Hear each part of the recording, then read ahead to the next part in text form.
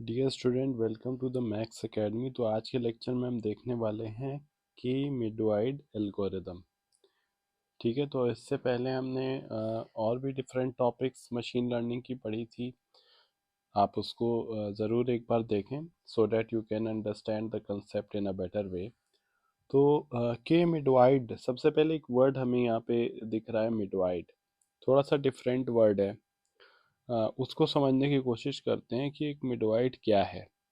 ठीक है, तो के मिडवाइड एल्गोरिदम जो है हमारा एक अनसुपरवाइज्ड पार्टीशन क्लस्टरिंग एल्गोरिदम है मशीन लर्निंग का, जहाँ पे कि हम डेटा सेट को ग्रुप करते हैं इनटू के clusters by using the actual data points. ठीक है, जिनको कि हम क्या बोलते हैं, मिडवाइड्स। ठीक है, मिडवाइड क्या है हमारा?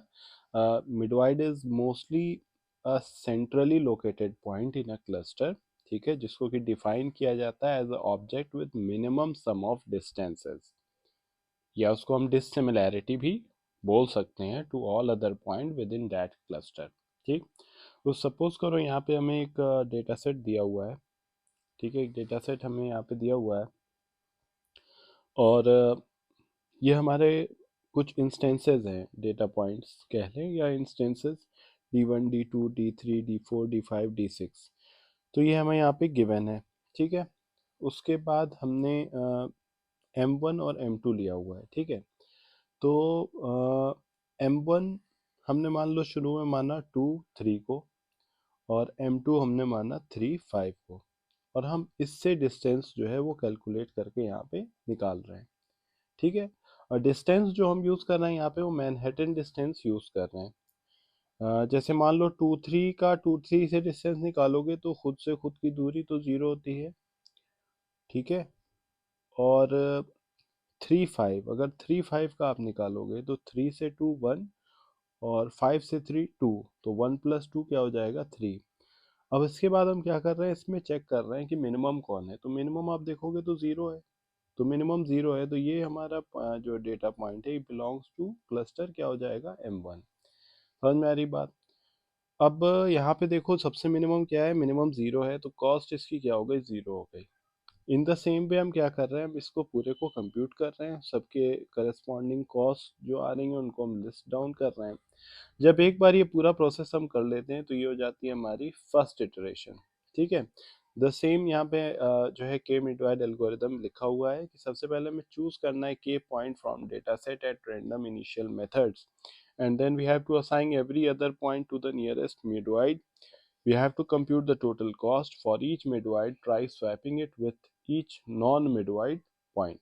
ठीक है, if swap lower the total cost, accept, else undo।